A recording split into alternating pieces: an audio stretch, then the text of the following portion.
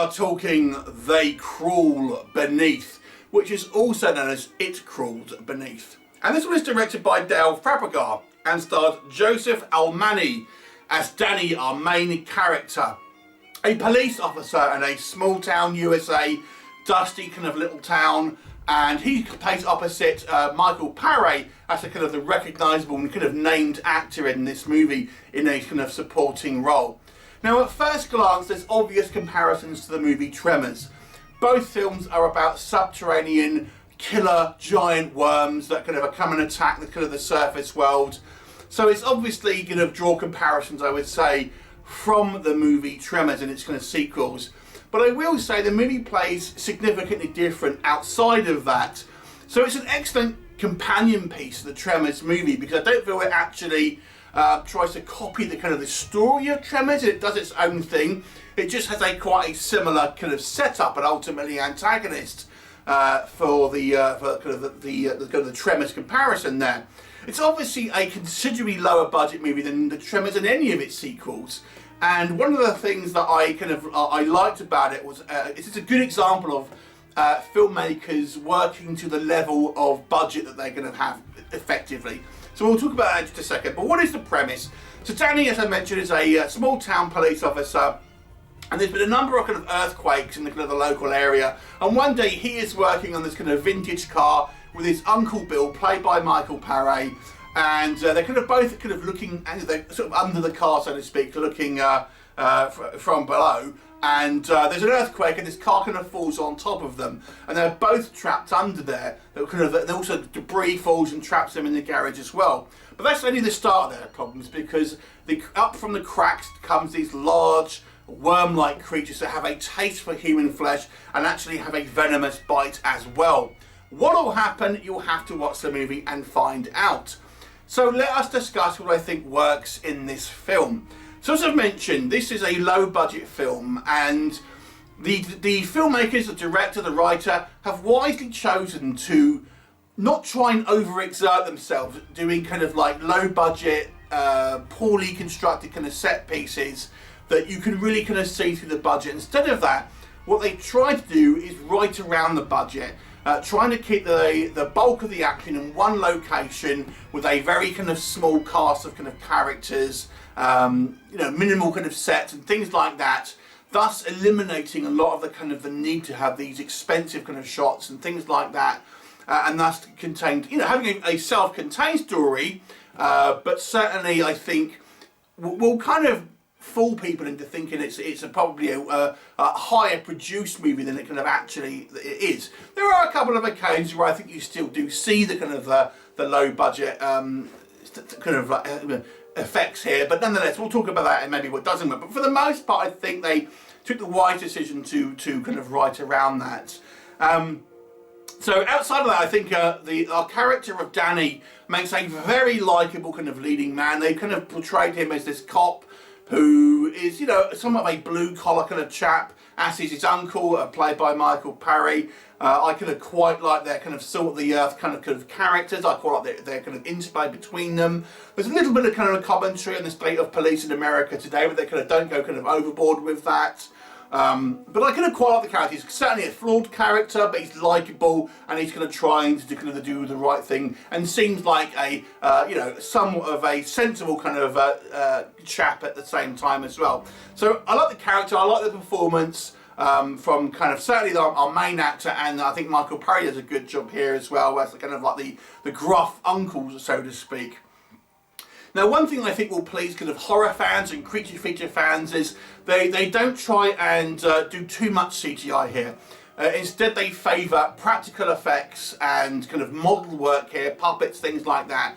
So we have real kind of like real puppets, so to speak, real kind of like effects, real practical effects on set, and I think that will please the majority of horror fans, because there is that kind of tendency with modern, certainly low budget movies, to kind of CGI these kind of creatures in rather than kind of build practical models and things like that, because it's kind of more time consuming, I suppose, and it's probably more expensive now. I mean, CGI at one point was the more expensive option, but I suspect now it's possibly even the cheaper option than actually kind of building practical things. But I think the filmmakers have probably listened to critiques from fans and made a decision to go primarily kind of with practical effects, and they work pretty well for the most part. And one of the things I did like about these creatures themselves is they actually do try and theorise pretty well where these kind of things have come from and how they've kind of developed. And we actually even get a kind of a scientific kind of point of view from a character outside of one of the few things that doesn't take place in this kind of this garage and things like that.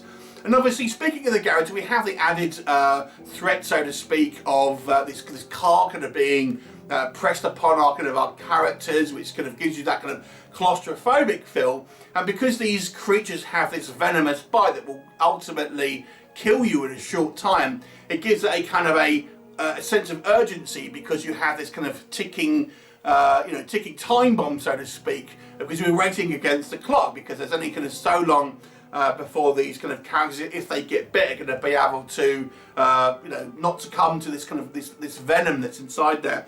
So there's kind of a reasonable amount going on, despite the fact that it is pretty much all in this one location. We get a few scenes kind of here and there, I think, that are kind of outside. We get this guy's ex-girlfriend, who's kind of, we get a few sequences of her on the outside, a couple of police characters and things like that, which I thought was quite fun. And it's a very small scale film, so these kind of creatures are really only coming out in this particular area because of this quake. So it's not like it's kind of like this threat all over the kind of the country, or even all over the area. It's really localized to this particular area, although there have been quakes, and that's obviously kind of causing chaos outside of what we kind of see.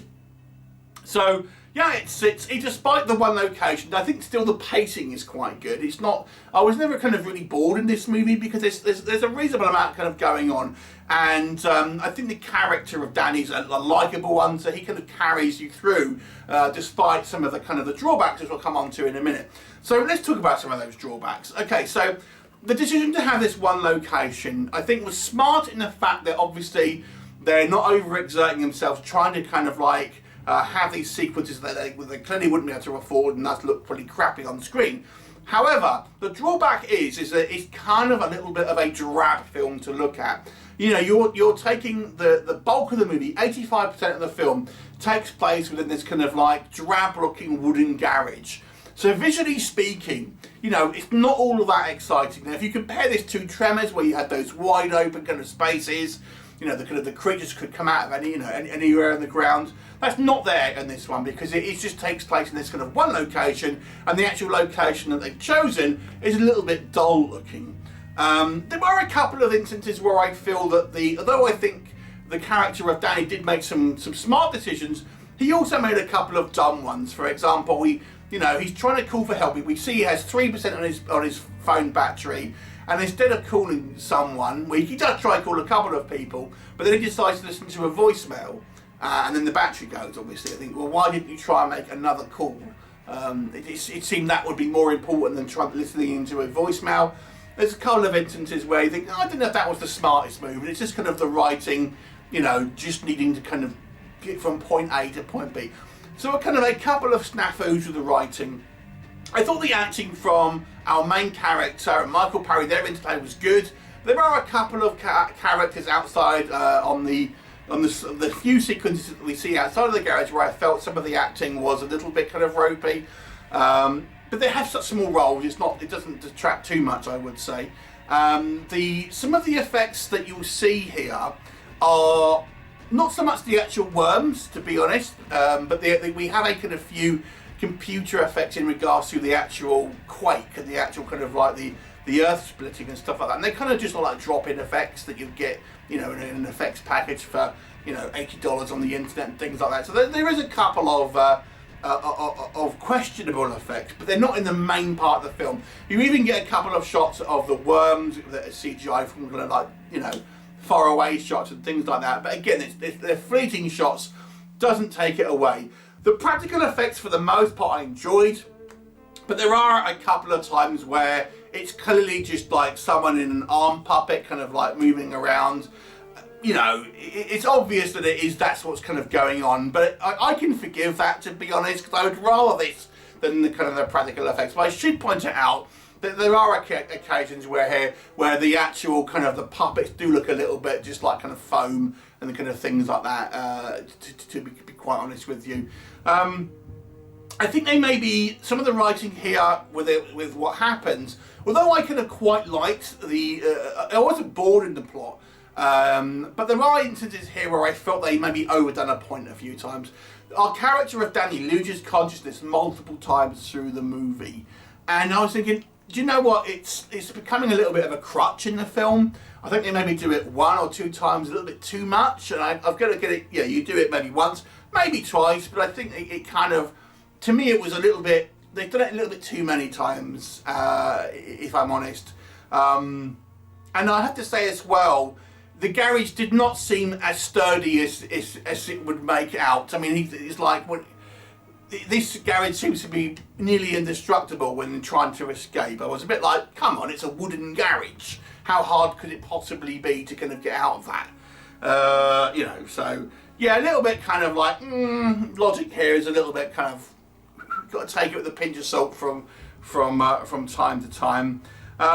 So yeah, that's kind of my thoughts on it. I actually still quite enjoyed this movie. I would say this is a good movie, a good creature feature that kind of, I think, wisely sticks to its budgetary constraints and does the best possible job, I think, that a movie of this kind of budget could possibly do outside. It's certainly in regards to its kind of production value. Some of the writing, maybe, you know, some of the acting from the kind of the smaller parts, maybe could have been a little bit better here and there.